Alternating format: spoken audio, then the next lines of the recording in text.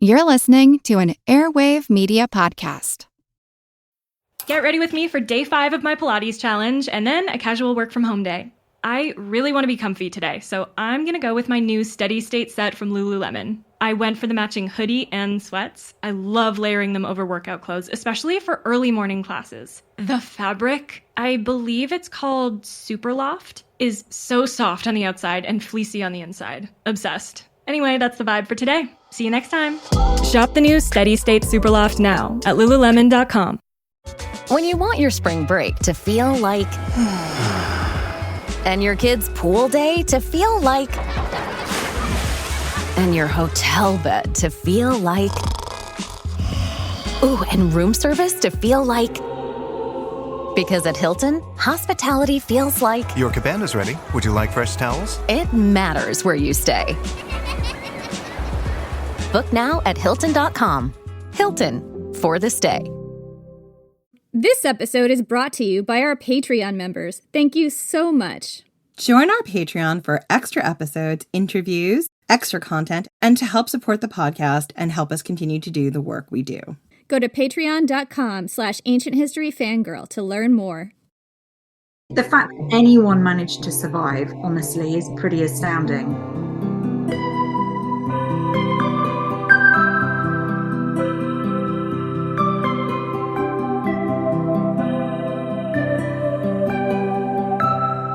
I'm Jenny Williamson. And I'm Jen McMenemy. And this is Ancient History Fangirl. We are so thrilled to welcome our dear friend Elodie Harper, author of the Wolf Den trilogy, back to the podcast. Hi, Elodie. Hey, it's so good to be with you guys. Oh, we're so happy to have you back. Yeah, it's so amazing to have you back. Oh, it's just lovely. The Wolf Den trilogy is one of our favorite works of historical fiction, and we are absolutely delighted to have Elodie back on to discuss the final installment, The Temple of Fortuna. Welcome, Elodie. Hey, I remember the last time we met was for drinks outside the British Museum, so... Yeah. It was. So first, congratulations on the epic achievement of finishing your trilogy. What was the process like writing the final book? So every book has been quite different to write and had different challenges. And I think, it felt like such a privilege writing the last one because, I knew that people were invested in the series, and it's amazing to have support that also does, though, then ramp up the pressure that you want to write a finale that is going to please people who've invested so much in your characters. You want to write an ending that's going to satisfy people. So, and I think as well, because this is the first book that is set in multiple locations before they've been, really focused on Pompeii, which is, an area that I've sort of researched very thoroughly and kind of lived and breathed for the past few years. So, recreating ancient Rome in the time of Titus was quite daunting, actually. It's intimidating to go to the imperial palace, I think. It's a sort of different look at the ancient world, and one that's more, I suppose, readers will have eventually be more familiar with that and have read other versions of it. So I think, I wanted to write my own version and for it to be historically accurate and also true to the vision of the book. So yeah, it was a different book to write. It had a very different feeling. And then, of course, it sticks much more closely to the historical record because it does cover the eruption and the letters of Pliny the Younger quite closely. So there was also, that was a departure for me too, in terms of some of the plot and events and characterization was already in existence because it is part of history, as opposed to, with the Lupana, the brothel. Yes, we have fragments of the women, but they were essentially wholly invented characters. That's definitely, I found that to be the case as well. Like trying to write historical fiction and having my first book is out on Sub, and I'm now looking at a second one. And the idea of putting it in a time period where I have to deal with all these famous historical characters that everyone knows is quite intimidating. It is definitely intimidating, yeah. I mean, obviously, I'd already got Pliny as a character, but I think, Pliny is not as famous as, say, an emperor. He's quite a niche interest. I love Pliny and I love the natural history, but, he's not like ultra famous in terms of popular culture, I wouldn't say. It's not like writing about Julius Caesar or Augustus or something. You know, he's still a fairly nerdy interest as opposed to mainstream. Yeah, you have like a little more freedom to do with him what you like. Yeah, we know less about him as well. So, you know, that's very appealing to me as well. When there are a lot of gaps, there's a lot of space that you can fill. And the particular emperors that you're sort of like, you're people who know, I'm not going to spoil any history, but people who know some of the characters they're going to see in this, particularly Domitian, will just be getting a little like, oh, I see what's going to happen here. Well, this is it. People who know the history will know after the books what happens as well in terms of emperors. So that kind of puts a whole different slant on what may or may not have happened to Amara and the different choices that she faced. So when the novel starts, Amara is in Rome, and she has become quite the political power player as a highly placed courtesan. What was it like writing about the Shark Tank that was ancient Rome, and how did it differ from writing about Pompeii? So I think, you know, we've got Suetonius, we've got Cassius Dio, we've got, you know, ancient writers who wrote quite a lot about the intrigue, the Shark Tank of imperial life. So I guess, first of all, there's just a lot more that we know, but it's also a lot less authentic in the sense that, you know, Suetonius is not a historian in the way we would understand a historian. You know, likely a lot of it's just pure invention. You know, it's closer to a novel than history, I guess, in certain aspects. You know, they just kind of recount what people said, and some of it may have been true, some of it might have been invented. Whereas with Pompeii, I was kind of looking at an archaeological site and drawing my own interpretations from that, but the site kind of does exist as it is. So I guess that was the first thing. I was very conscious that in choosing to take Suetonius or Cassius Dio's idea of what Titus or Domitian were like, what their courts were like, how they behaved, who their lovers were, etc., I was taking a very partial view. You know, I'm aware that, you know, revisionist historians might look at those figures differently, but I decided to just completely go with the flow in terms of the ancient historians. So that was a change. They're very larger than life. The stuff that happened seems pretty outrageous and out there, you know, with all the emperors. And a lot of it was very outrageous and out there, but, you know, it was likely very embellished too. So I was conscious of that as well. But, you know, it was really nice and interesting for me to write Amara in that setting. Imagine how she would react, how she would interact with another courtesan, and to have a relationship. So she has a relationship with another courtesan, Saturia, who's a wholly fictional character, but it's quite different from any of the female friendships in the other books. It's a much more shark-like relationship on behalf of both of them. So that was something different to do, and I enjoyed that. And much more diverse, because you have so many different accounts in the archaeological record of how people live, not just Pliny's account of what happened during the eruption, which is an amazing source. We did an episode on the eruption of Mount Vesuvius, and we use that quite a lot. But, you know, when you get to look at Pompeii, you get to see this snapshot, this crystallization of like a life, and everyone who lived in that life. Whereas, you know, when you have just that one amazing source, you don't get the same things. Yeah, I think it's a mixture of both. So I would say, as far as Pliny the Younger's letters, that made it a lot easier. But then we only have one source. So, you know, when you're juggling multiple sources and you won't manage to read potentially all of them. Yeah, I mean, it definitely is a different style, I would say, of writing. So that was definitely a departure for me. Whereas writing about Pompeii, you've got the graffiti, you've got the artwork, the historical record is much more open to interpretation, I guess, even though it's also more authentic. So it's a strange balance that you have to strike, I think.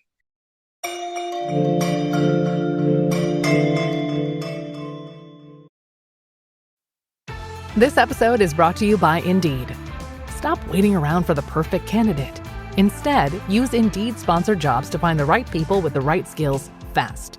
It's a simple way to make sure your listing is the first candidates see. According to Indeed data, sponsored jobs have 4 times more applicants than non-sponsored jobs. So go build your dream team today with Indeed. Get a $75 sponsored job credit at Indeed.com/podcast. Terms and conditions apply. Tax Act is here anytime you want to easily file your taxes. Tax Act is here for the early birds who like to knock them out as soon as the season opens. and for the procrastinators who like to wait until the very last minute. Tax Act is also here for the middlers who file right in the middle of tax season.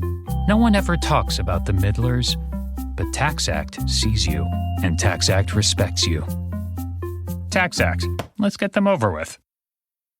Is there a baby in your life who's about to start solid foods? This can be such a confusing and stressful time.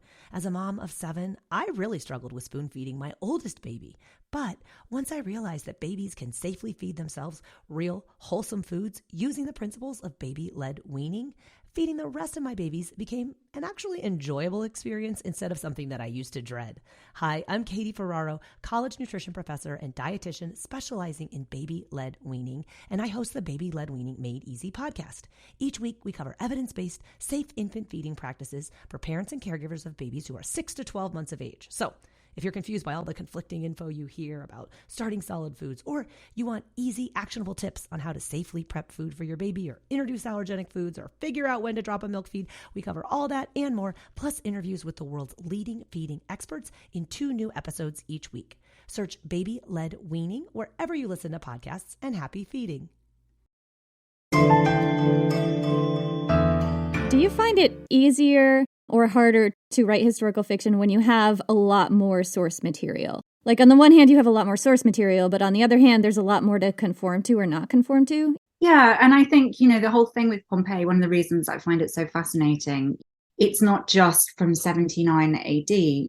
That's a town's whole history rather than just that one day, that one year. So it doesn't just exist, the Pompeii of 79 AD. It's sort of multiple layers of history. So with the House of the Fawn, a lot of that would have been pretty ancient, antique by the time the eruption went off. The historical record of Pompeii is also open to interpretation. So I really enjoyed sort of picking a side or a view as to what different things meant with that. So the fact that a lot of the marble was gone from the Forum or the Temple of Venus or the theatre, I chose to see that as the relief effort, salvaging it and the rebuilding after the eruption.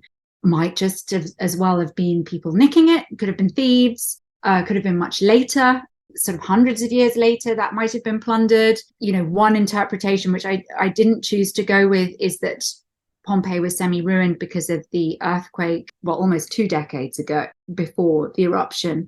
So there are multiple interpretations of Pompeii as well. And I really enjoyed sort of choosing how I wanted to see that. I found that really interesting. I found the whole sort of history of the relief effort after the eruption very fascinating to look at. What do we know about the relief efforts at the time? I'm so fascinated by this because we have covered the eruption itself in a lot of detail, but not the aftermath. So what do we know about where people went and how they were received, and what the official government response was?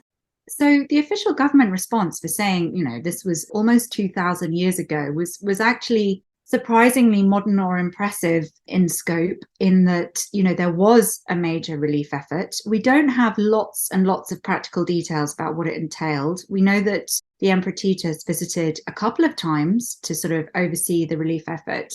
And, you know, potentially as a kind of morale boosting exercise, the way modern presidents or world leaders might visit the scene of a natural disaster. The financial investment into the rebuilding was considerable. People who died without heirs in the eruption, that wealth, that money was plowed back into the rebuilding. We know a lot of freed people inherited money from like their dead patrons. So it was a chance for people to move up the social ladder in a way that they probably wouldn't have been able to do if there hadn't been the eruption. We know that many, many people survived. So there are epigraphs in Naples and Puteoli, as it was then, you know, that show they were from families of Pompeii and Herculaneum. I did fill in quite a lot of gaps. Oh, and also we know that, you know, former consuls were appointed to oversee this. So it came right from the top, the idea of this being a sort of high priority action by the state at that time. There's a lot of stuff about the immediate aftermath that we don't know. So because we know that Pliny dispatched pretty much the entire fleet right across the bay to try and rescue people, I imagine the Roman army and the fleet playing quite a major role in the relief effort. I imagined, you know, refugee camps being built. I used poetic license as to where I imagined that refugee, and also the speed it went up. I mean, the Roman army was very impressive with their military encampments. Maybe I over-egged that slightly, but that's also the joy of writing fiction. You do want a plot, but a lot of people would have just flooded the nearby towns, and how they were received is really open to interpretation. How are refugees received today? Some people are very welcoming, many are not. That was something that I portrayed as well. We know that even 300 years later, a district of Neapolis, as it was then, now Naples, was named after Herculaneum. So, that also suggests that survivors clustered together into new communities. So I found all of that quite fascinating. And also just the extraordinary sense of you are walking about a town that has potentially been your home your whole life, or even if it's like Amara, your home for part of your life. And then it's not just destroyed, it's absolutely gone. It has ceased to exist. That as a concept, I think, is really strange and would have been a profound trauma for the Roman world as a whole. Because if we think of, any country today, if a whole town disappeared, even if it was a town in your country that you'd never visited or had family or relations, that is still, it's a profound shock socially, I think. And so I also was interested in reading, some of the writers like Marshall, who wrote in the immediate aftermath about their kind of grief of what had been lost. And just the change to the landscape. Pliny in the Natural History writes about Campania and the fertile vines and all the rest of it. And that would have been destroyed for a very long time by the toxic ash and everything else. So it would have, I guess I found all those things extremely interesting to think about in terms of a work of fiction, and also perhaps less well known and covered than the eruption. Yeah, absolutely, because this is a part of the history that I didn't know anything about when I started reading your book. And a lot of it made a lot of sense in terms of, as you said, what we see happening to refugees today and how they're received, and potentially the history. But it was just fascinating to think about. Yeah, there would have been a major refugee crisis. This would have been a big deal. It would have been written down. Yeah, and it would have been a struggle for the surviving towns to accommodate so many people, and maybe they were living in kind of tent cities for a very, very long time. Whilst, there were massive rebuilding efforts that went up, as I say, particularly at Neapolis and Puteoli, like major infrastructure, major roads, which would also have been a way of boosting jobs and prosperity in the region too. Massive infrastructure projects since the dawn of time, kind of generate wealth as well as costing a lot of money, and generate jobs and all the rest of it. But that would have taken quite a long time. So, who knows how long people were living as sort of refugees in that part of the world. Do we know anything about attempts to build or to rebuild in Pompeii itself? Were there any? So there don't appear to have been, which is, given how ingenious the Romans were, the sites were incredibly dangerous. So they would have been pretty toxic for a fairly long time after the eruption, and pretty hot, but also just incredibly dangerous to enter. So one of the things that I found very interesting is that one of the most tragic aspects of Pompeii are the human remains. I haven't ever, posted online, or I didn't even take any photographs of the plaster casts, because they're quite confronting and quite uncomfortable, I think, because real people we're looking at. And unlike sort of a skeleton, this is giving you a sense of their trauma as well as their death. So I know they are historically incredibly useful for archaeologists and people studying the eruption. But for me personally, as a novelist, they make me quite uncomfortable. But one of the things that is interesting is that some of the human remains in Pompeii, we do not know if they were victims of the eruption or if they were salvagers and thieves who tried to go in but were crushed by tunnels collapsing or whatever. I mean, it was phenomenally dangerous to go back in, and is probably why, so much of it is there, just because it was really hard. There are holes in various walls of houses, and it says "house tunneled through" is the graffiti, and that is either thieves who were kind of working like gangs, or it might have been people who actually lived in Pompeii trying to get their belongings back, or it might have been part of a kind of semi-official relief effort, given they tried to use a lot of the wealth in the rebuilding of Pompeii. Perhaps more kind of official salvaging parties went in as part of that, in the same way that they stripped the marble from the Forum and the Temple of Venus and the theatre, etc. That's so fascinating. So people were actually trying to tunnel back into the houses that were buried in the lava at one point. They were. I mean, for many centuries, we don't know the time scale, whether it was direct survivors, whether it was people who, were aware that the town was there. We don't know exactly who it was that was tunneling back. Most likely a mix of all of that. But Pompeii wasn't buried in lava, right? It was buried in a pyroclastic flow. I just want to be clear. Sorry, the volcano nerd in me needs to be very clear. It was buried in a pyroclastic flow and pumice. It was very hot ash and, as you say, toxic gases. Thank you for clarifying, Jen. I definitely picture lava all the time, but yes. There was fire and there was lightning and like a kind of thunderstorm. But yeah, the actual sort of lava flows were not a thing.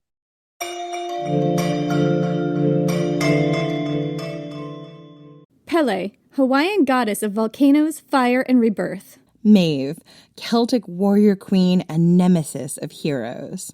Kiyohime, Japanese fire-breathing snake demon. Pesta, Norwegian spirit of the Black Death. Our book, Women of Myth, is a fascinating look at women and femme characters in world mythology, including goddesses, heroines, and monsters. With captivating illustrations by Ringo Award-nominated artist Sarah Richard, it's the perfect gift for the mythology lover in your life, including yourself. Find Women of Myth wherever books are sold. Are you really buying a car online on AutoTrader right now? Really? At a playground? Yeah, really. Look at these listings from dealers. Wow, your search can really get that specific. Really? And you just put in your info and boom, car's in your budget. Mom needs a second, honey. You can really have it delivered? Really. Or I can pick it up at the dealership. Mom! 1 sec, sweetie. Mommy's buying a car. Mommy, look! I think your kid is walking up the slide. Kyle, again? Really? AutoTrader. Buy your car online. Really? This episode is brought to you by Redfin.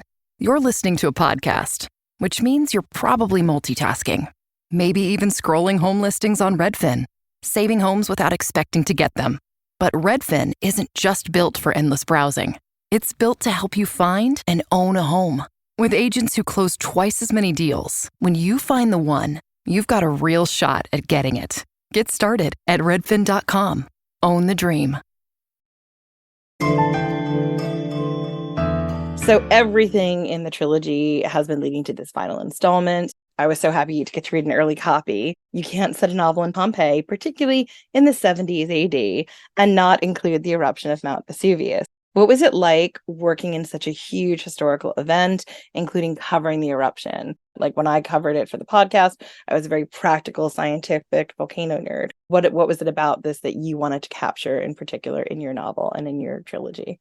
Well, I guess the one thing I'd say about the eruption that I tried to do differently was like capture the chaos of it, because it's very easy when we look back retrospectively, we know what's happening, but the people who were there wouldn't have done. So that was something that I wanted to capture. I always knew the eruption was going to happen in the final book, but truly for the Wolf Den, I completely forgot about it. It was just, I sometimes forgot there was a volcano in the vicinity because, So you're just like everyone else living there, really. Yeah, exactly. And to be honest, the aspect of Pompeii that fascinates me most is what it was like as a living town and the evidence that we have of how people lived there. That really, really fascinates me. So in certain respects, I guess I slightly dreaded the idea of the eruption because that wasn't the draw for me for writing about Pompeii in the first place. But equally, I feel it would potentially be a bit odd to write a trilogy. The volcano would feature by its absence, even if you don't include it, So either you could set it hundreds of years before the eruption, or that it's going to erupt at some point. And that to me is quite unsatisfying as a reader. If like a huge cataclysm is going to happen to your characters, but you've just not written about it, that wouldn't be very fulfilling. Equally, I didn't want it to be the end point of the trilogy because that feels like a cop-out, because you've got all these characters' story arcs that you want to fulfill, and they all died at the end. Oh dear, is not not satisfying. Yeah, and there are many books about Pompeii that do that, and that's one of the things that I love about your book is it doesn't do that. Like the eruption is there, it's been building up to this, but that's not what this book is necessarily about. And I found that so refreshing because it's Chekhov's volcano. The volcano is there, it's got to go off. And either you save it till the very end and everyone dies, or you get to tell a completely different kind of story. And I loved what you did. Thank you. Yeah, no, I wanted to make the aftermath just as important as the eruption, and in terms of the character development, even more important. So yes, I did want to take a slightly different look at the eruption. And the other thing, I find it really interesting that you are a kind of volcano nerd, and I think that's really important when you're looking at the eruption in a more distant way. But in some respects, I steered away from that on purpose and really, really focused on Pliny and the ancient view of it, because the people of the time would not have had access to that information. And so what I wanted to capture in the way that I wrote about the eruption was just obviously using what we know about what it was like, but to look more at Pliny for how people were feeling, what they said. So, his descriptions of people calling on the gods and the fear on the road as they were fleeing, and just the sense of absolute chaos and confusion. People had no clue what was happening. Pliny himself, one of the great nature writers of all time, was just like, oh, that's an interesting cloud. I love Pliny so much. I love Pliny as well. I'll never do it because it'd be just too random. But if in an alternative life, I write books just about Pliny being nerdy, not doing very much, looking at plants. But they didn't know what was happening, and to have been caught up in it in Pompeii or one of, or Stabii or any of these, or Sorrentum, which was further away, but would have suffered dreadfully from the earthquakes. It would just have been deeply terrifying and confusing. And so that was the element that I wanted to catch. So you feel very out of control when you read those sections. It's just chaos. It's a crush. Everyone's trying to leave, some people, but also to try and explain why some people didn't leave. That was really crucial to me. So when certain characters make the decision to leave, others decide to stay. And honestly, writing that section, I was like, I think I might have tried to wait it out. Yeah, we did a choose your own adventure episode about could you survive Pompeii? And I looked at the people who stayed, the people who tried to go by boat, the people who went north or south. And one of the things that was super important in that episode for me was explaining why people might have wanted to wait it out. One of those things we always think is we're always assuming everyone knows what's going on, that you would be smart enough to go. And it's but you might not. You might be with people who can't go. And also, the air was toxic. There were many people who could not even breathe. And it was dangerous. They were flying projectiles.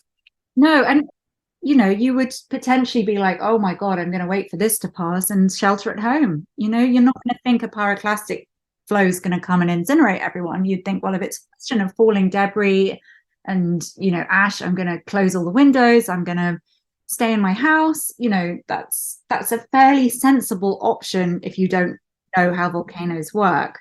The majority of people are thought to have survived, or a lot of people must have perished, not in the town, but trying to escape, because, there just aren't so many remains. So I think the northward path was the more viable one. So if I hadn't obviously been writing about Pliny, that's what I would have picked. But I had to have characters congregate in Stabii, which is where Pliny ended up. So that's where I had people going. And then we know that Pliny's companions managed to get far enough away from Stabii on foot to survive. And so, I imagine that being as far away as Sorrentum. But, again, I kind of didn't get so into the kind of intricacies of what the viable pathways were at that point. Because, again, I wanted to create this sense of confusion. So, they don't take the main road, but also, the landscape would have been changing. It might have been very hard to see or understand where you were going, particularly with it being dark. That's the thing, that the landscape is changing all around you, and it is dark, and there are flaming projectiles coming down from the sky at you. Yeah, if anything, I could have made it even more terrifying. I just can't imagine how horrendous it. The fact that anyone managed to survive, honestly, is pretty astounding, given, the temptation must have been to just take cover and hide. I was going to say, as Elodie said, the southern road is where they found the most, archaeologists have found the most people who didn't make it. I think a lot of people went that way. And as we talked about in our episode, the northern road actually was the better, more stable, more built up road between Pompeii and Naples. But it literally went right past the volcano. And that road only would have been viable until I think the first pyroclastic flow hit Herculaneum, which they reckon is around 2 o'clock in the afternoon. So you had to get through that. Yeah. The Southern Road was viable for a lot longer, but there would have been a lot of obstacles on the Southern Road, which I tried, I did try to cover, the kind of idea of landslides and collapsing, the debris, all of that would have made the road very hard to pass. Yeah. And also with Pliny the Younger, again, in his account, we've got Pliny and Pomponianus and everybody taking shelter in the house in Stabii to wait it out. And the only thing that drives them out is the earthquake and the fact that the house is filling up with ash and pumice and they're going to be buried alive, or the house is going to collapse. So that's the only reason they really left. If they'd left a bit earlier, they would have been further away from the pyroclastic flow, which is arguably what hit at a more distant, because when Pliny the Younger talks about the smell of sulfur and the hot air, it's arguable that was a pyroclastic flow, one of the many pyroclastic flows, but not as severe by the time it got to that stage, because they think that once it crossed the river Sano out of Pompeii, the river itself would have cooled it down. Jen and I, we covered the death of Pliny on the Patreon as well, and just the image of this man kind of coming in and being so committed to projecting calm and keeping everybody calm that he sweeps in like he's just visiting on a regular Tuesday, takes a bath, takes a very long nap or sleep, and then it's been hours. And some people would argue that he was foolish. I mean, and this is why kind of my construction of the character of Pliny in 2 previous books, I was knowing that Pliny downplayed it to that extent is both very brave and very foolish at the same time. It's also the thing that was so strange writing that section was I felt very proprietorial about Pliny by that stage. Like my version of him is my version that I feel very kind of emotionally attached to. And yet, of course, I constructed that version out of these letters, even though I was writing 5 years prior to these events. And, the 2 companions that Pliny is with at the shore that are just named as slaves in the official account, I made them specific characters from my book.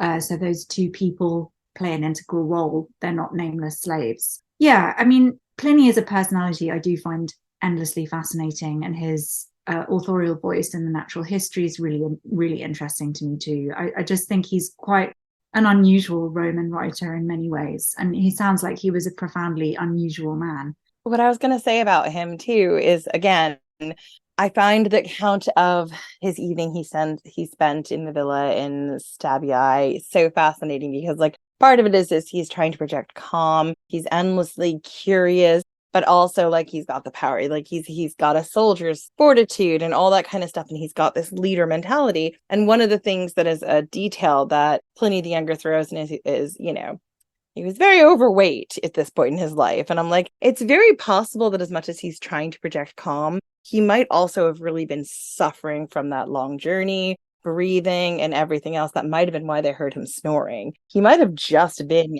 actually really struggling. So I do think as much as it's he had this really long nap, it's he might not have been able to control that after the exertion of the day. He might have had to rest. And that is, again, one of those reasons people chose to stay in places that were not safe. Number one, they didn't know they weren't safe. But number 2, he may have had some health problems, and being in that air is incredibly dry. It's devoid of moisture. To me, it's amazing he made it as far as he did, because that kind of thing would have been like breathing in hot soup without any humidity. Those gases take all the moisture out of the air. Yeah, horrific. And people would have been very sick. I didn't go into as much of it as I could have done in the novel because I was so concerned with the plot. But, it is pretty horrifying to think about the sort of physical effect on the body of being in that much toxic gas for that long. Really, the sort of youngest and strongest would have survived. The impact on children's pretty horrible to think about as well. The whole thing is just, I think that's one of the reasons I put off writing about it until book 3. Wasn't really what I wanted to happen to all these people and that I will think about what happened to the real people. But at the same time, it is a massive historical event. And I think it's not that it lessens the suffering, because actually that's the sort of drum I've been banging for the last few years, is that, the suffering then was as real to them as suffering is to us now, particularly in the context of enslavement or the way women were treated. But I do think that when something has taken place so long ago, well out of living memory by many, many generations, it feels less awful to write about it.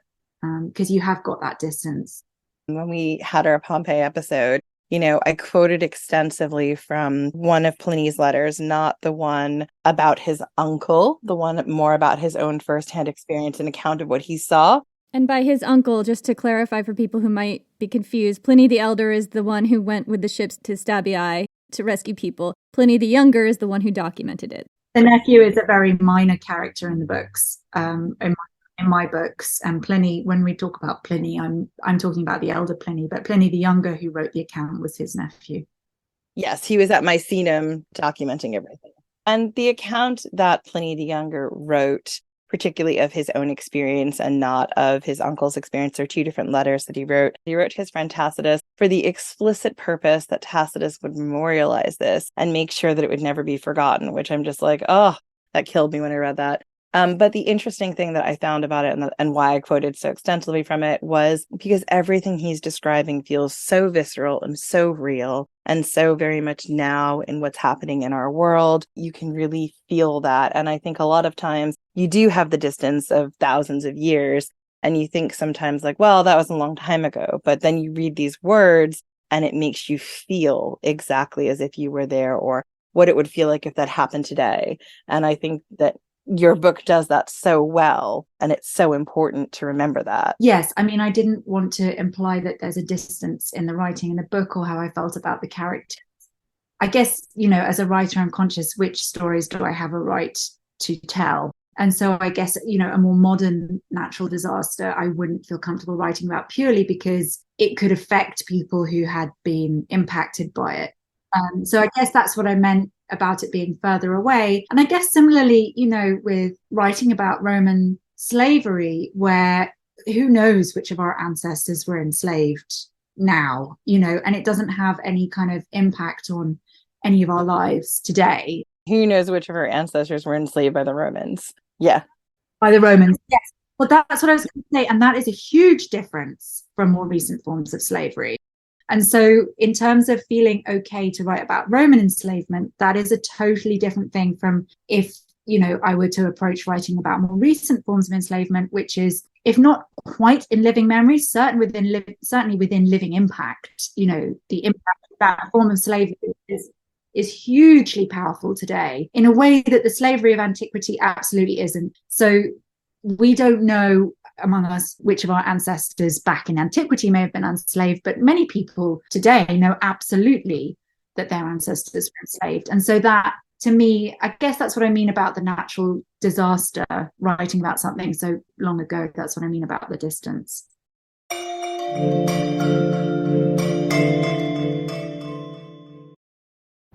Picture this, a curve in the road, a change in plans.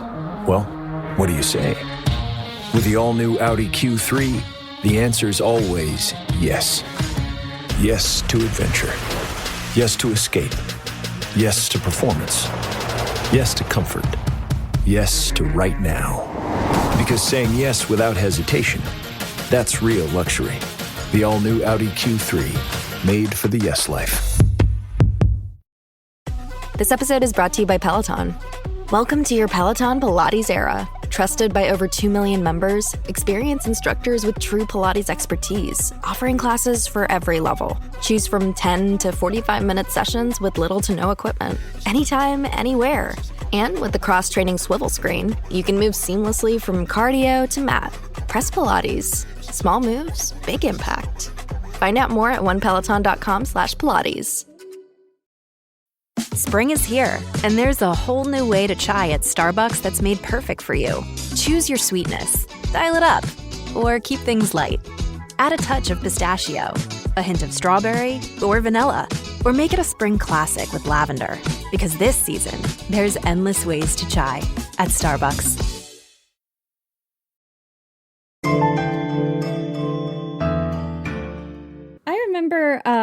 Would You Survive Pompeii? When we did that episode, there was this one detail about the people piled up at the gate to Stabii, like the southern gate. And there were, bodies of people found who had been trying to escape. And one of the bodies had been found quite late, and they had tried to leave quite late. So they had been kind of climbing over these piles and piles of pumice, and they had fractured their leg in several places. And it seemed like they had done that being outside. And that kind of really just drove home how dangerous it was to leave. We were talking about why people didn't leave. And I was just wondering, were there any small sort of human details like that you came across that surprised you, that you weren't expecting when you were covering this? So I do write about the crush at the Stabian Gate, but obviously very early on in the eruption when it's still passable. But, you get a sense that is going to become more and more impossible as time goes on. I think, it was the detail of thinking about who stayed and who didn't stay, I guess.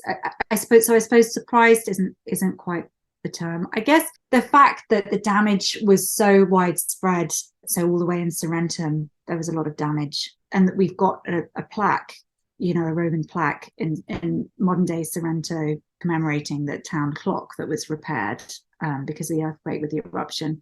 Yeah, I guess the degree to which the earthquakes was so much a part of it, rather than we think about the eruption as being a volcano, but I think the eruption itself less so. Because that was less the main focus. For me, the sort of surprising stuff was more about the relief effort. Should we talk a little bit about the gladiatorial aspect, Jen? Yeah, I want to talk about Britannica. She's obviously one of my favorite feisty redheaded warriors, shocker. And it was good to hear she's living her best life as a gladiator. What was it like sort of researching the role of female gladiators? What research were you able to find about them and writing about her? So, we don't know that much about female gladiators. So that was kind of a bonus in the sense that I could make stuff up. But, I think the records that we have, we've got, I think it's Suetonius or Cassius Dio, I can't remember which of them, writing about Domitian having female gladiators, fighting dwarves as a kind of novelty act. And I think Juvenal writes about women fighting as a kind of novelty act as well. So you get the sense that they were kind of sneered at. Equally, though, we have inscriptions in Ostia which show, women put each other to the sword in fights. And that's not kind of portrayed or advertised as a novelty act, more, or at least not as something laughable. It's not a joke. It's a novelty in that it's unusual, but it's, this is very serious stuff. There's also one relief in modern day Turkey showing two women fighters, which again is kind of played quite straight. They're very much not a joke. And they've got their kind of stage names, Amazonia and Aquileia. We also know that certain types of fighting, so the netman was considered quite effeminate. I think he's the retiarius, right? Retiarius, yes. Sorry, I called it netman in the books to translate for people. But we know that was considered quite an effeminate gladiatorial role, that you had a padded tunic and a great long trident and a net, as opposed to being like very manly with a short sword and a shield and a short skirt. And a short skirt. When I imagine Britannica as a gladiator, that seemed like a logical role for her to play, the retiarius or the net woman or net man. And in seeing, how people respond to her, I kind of did a mix of, are people partly mocking, but then how are women responding to watching a woman fight? And that, for me, was what made that scene when we see Britannica in the arena most interesting. Because what would it have been like as a woman? All women across all social classes had limited agency. They were not regarded as sort of physically imposing or powerful or inspiring in any way. And you're watching a woman, a powerful woman fight to the death. And yeah, maybe you don't find that laughable. Maybe that inspires a different type of feeling. So for me, that scene is probably one of the most important in the whole trilogy as to how Amara and the other female spectators respond to seeing Britannica fight. And, Britannica will have a cameo in the next book I'm writing, Boudica's Daughter, which is set a long time, a good 20 years almost prior to the Wolf Den. She's a child, so it's a cameo. But yeah, So I guess, Britannica is a character that belongs in the future of my writing as well as in this trilogy. And I was very conscious, particularly as the trilogy progressed, but even right from the beginning, that those stories would have been wholly different if they'd have been told not from Amara's point of view. I mean, the trilogy from Britannica's point of view would be absolutely alien in comparison. It would be wholly different. We see people through Amara's limited and often very prejudiced lens. So, in the first book in particular, although she's not as prejudiced against Britannica as the others, she does see her as a kind of savage. She admires her, but she still sees her as lesser in some ways, or as stupider, because she speaks a foreign language and, she's very culturally different. And then we've got Victoria, who, if the trilogy had been told through her point of view, it would have been a tragic love story about Felix. And also, Amara's quite a snob in how she views Victoria. Amara's also a snob in how she views Britannica. Like, Britannica refuses to bend or break. And it's one of those things where every time Amara's like, I don't understand, like, Britannica grasps the language. She understands what's going on, but she refuses to, like, budge, which is a very Taurus, very stubborn way of being. And I love it. Like, I love that about her. And she also physically is imposing enough to get away with it in some ways that the other women aren't. Yeah, I mean, Britannica is just is a model of total refusal to engage in cultural norms. She won't do it, whatever the cost. I think one of the reasons I didn't make Britannica the main character is because that type of courage is unbelievably unusual.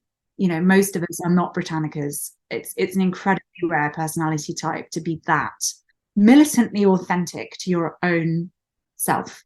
Although she does eventually drink the gladiator Kool-Aid, and I do love that about her as well. She does drink the gladiator Kool-Aid, and she makes them her brothers, for sure. She embraces that aspect, but it's more in alignment with who she is than the other stuff. But yes, absolutely. But then again, all of us to some degree conform to the society we're in. We don't have any other way of looking at life, really. But I love that Amara, I love how imperfect Amara is. She's a little snobby. She has her own chip on her shoulder from being a doctor's, daughter, just sold into the position she's in. Which is entirely justified in that area. At least being upset about that. And I do think her and Victoria are very much antagonistic against each other at different points for very good reasons.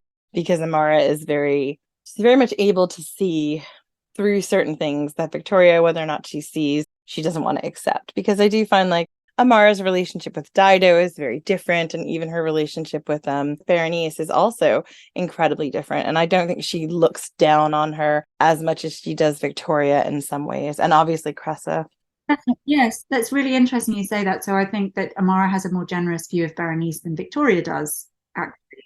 So it's pretty cruel to Berenice in the Wolf's Den in the way that she does her, which turns out to be she's mocking her for something that Victoria herself does even worse. To have idolized an unsuitable man, to be in love with an unsuitable man. I mean, Victoria could not have picked anyone more unsuitable, but maybe all of us are prone to do that to an extent. You look down, hopefully I try not to look down on anyone. It's not really an impulse I have, because I think we're all incredibly flawed, me included. But, we sometimes dislike or are conscious of or confronted by flaws in people that reflect our own. So that's definitely going on with Victoria and Berenice. Whereas for Amara is able to see that Berenice has a very good heart. And so she's more sympathetic to her, I think, in many ways. I also think they're incredibly young. There's a lot of things I looked down on people for doing when I was Amara's age. And I love seeing as she's grown in the trilogy, she's still, I feel like she's still in her 20s, but she's got the soul of a 45-year-old who's seen it all, And I love that about her so much, because she's still very young. She's young and making decisions that I would not have been capable of making in my early 20s because I was a mess.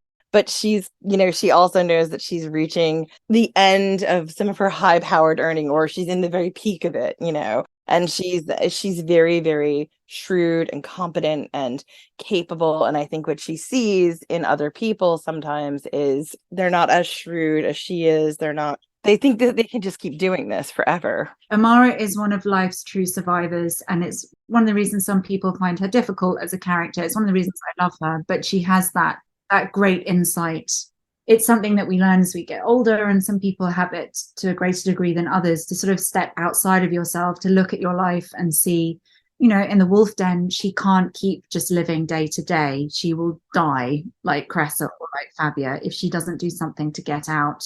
Whereas, you know, for many of us, just surviving day to day is all we can manage. We don't have the motivation to try and do more. And, you know, I think most of us in our lives, it's a mix of the two. So sometimes it'll be day to day, sometimes we'll have a bit more vision for ourselves or a bit more confidence or motivation.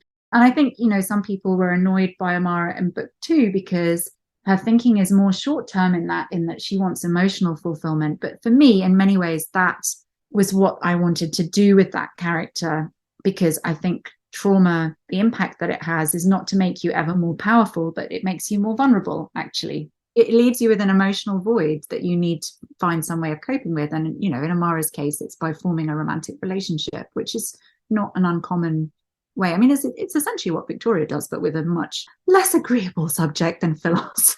I do think that Amara and Philos they're very good they bring out good things in each other. They're both very future focused, but also they understand their position and who they are and what they want and how this world works and what they can give to each other in a way that, you know, poor Victoria, she just makes bad choices. She's just completely ruled by her emotions. Many of us are, you know. So we've mentioned what you're working on next. Are you allowed to talk about it on the podcast? Yeah, so the next book is Boudica's Daughter, which I'm researching and sort of planning out at the moment.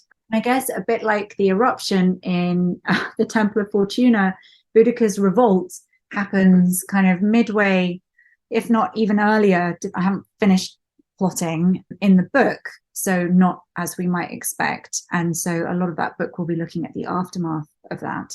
So it is very much focused on the daughter, but without giving too much. Like, you know, she had 2 daughters, but it's focused on one of the daughters, and without giving too much away. I'm moving away from one point of view. That book will have multiple points of view, or that's certainly the plan at the moment. I guess it's different from the Wolf Den in the sense that, you know, it's got the historical record, a historical character in the form of Boudica or her nemesis Paulinus, the general in Britain. But these are still figures who we don't know that much about. Certainly in the case of the daughters, we know next to nothing about. So it's a kind of, yeah, I mean, they're more on the Pliny side than the Julius Caesar side in terms of what we actually know.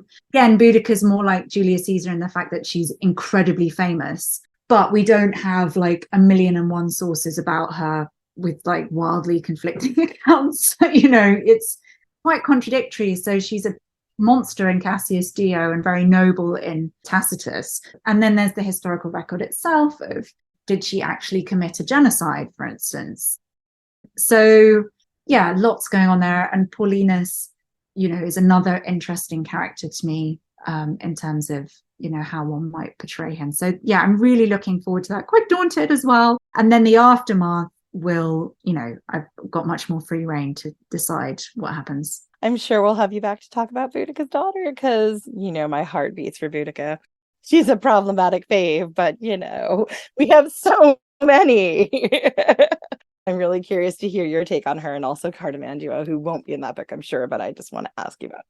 Oh, well, I'm not going to say too much, but you might be a happy woman then.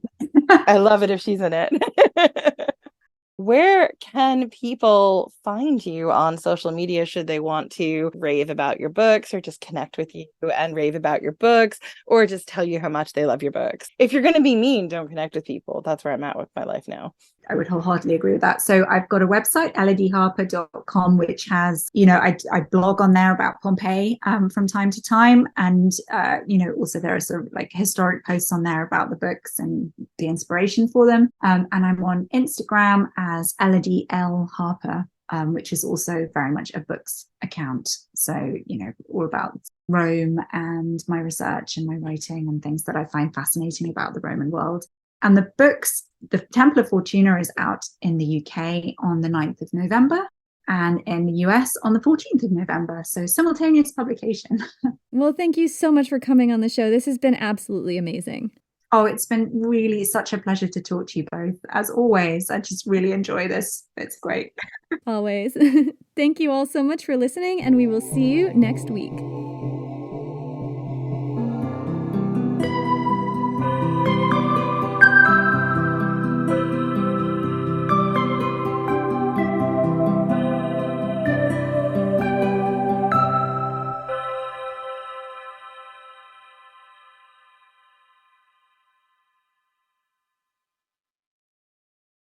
No one hates history, they just haven't found the right teacher yet. Or in this case, a nerdy best friend who loves to tell you all about world history, women's history, and weird history. Hi, I'm TK, the creator of For the Love of History podcast, a place for people who want to learn more but don't know where to start, and history lovers who want to break from the mainstream. From rat trials to warrior women, we cover topics from every country and era. Whether you're a history expert or just starting out, there's a place for you here in the Time Machine. So join me every Friday on your favorite podcast platform and YouTube for a brand new topic. See you there. Bye.